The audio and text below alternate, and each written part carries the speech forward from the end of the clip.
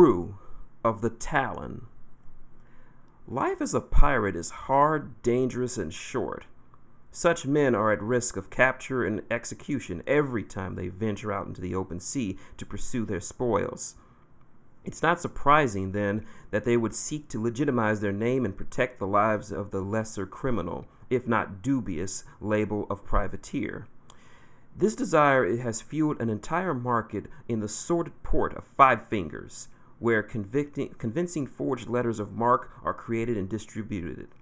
Most pirate captains enjoy a fast ascent to fame and endure an even faster collapse, execution, and eventual obscurity. Captain Phineus shae and the crew of the TALON walk that razor's edge better than most. Since the fateful mutiny aboard the Macarian League ship Exeter in 600 AR, shae and his fellow mutineers have survived and even prospered despite many brushes with death. They did attempt to regain legitimacy as mercenaries in the days after they lost their ship, but the Macarian League made sure they would never be forgiven or forgotten by ruining the families of all involved with the loss of the Exeter. With vengeance in his heart and booty in his coffers from years of fighting as a sellsword along the Dragon's Tongue River, shae began looking for a ship worthy of his crew. They found their flagship in the TALON, a sleek, three-masted fast frigate with 40 guns, built for decisive strikes at sea and bolstering an impressively large cargo hold for such a swift ship. In the last several years, Captain shae and his crew have made war on the League and cemented a reputation as vulnerable independent pirates, eschewing other organizations. This disciplined and deadly strike force has clashed with both Cadorian and Signaran navies, battled Crixian raiders and rival pirates, and sold their services to a variety of criminal organizations.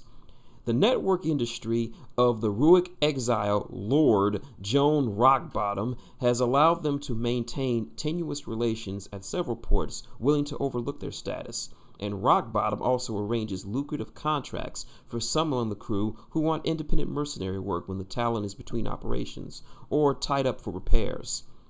Assuming the legal burden of their piracy, Captain shae actively shields the crew from his reputation.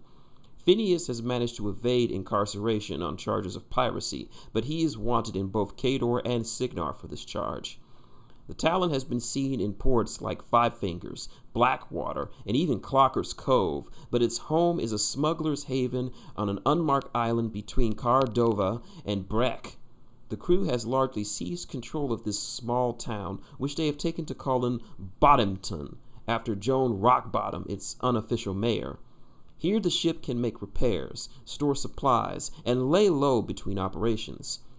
Capturing a number of prize ships throughout the years has allowed shae and his crew to build a small fleet.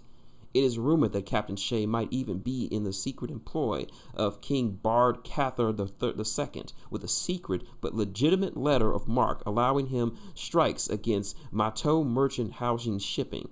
If shae holds such a document, however, he rarely takes advantage of its protection, preferring to survive by his wits, guile, and authority provided by the thunderous roar of his royal weight cannon, the Commodore.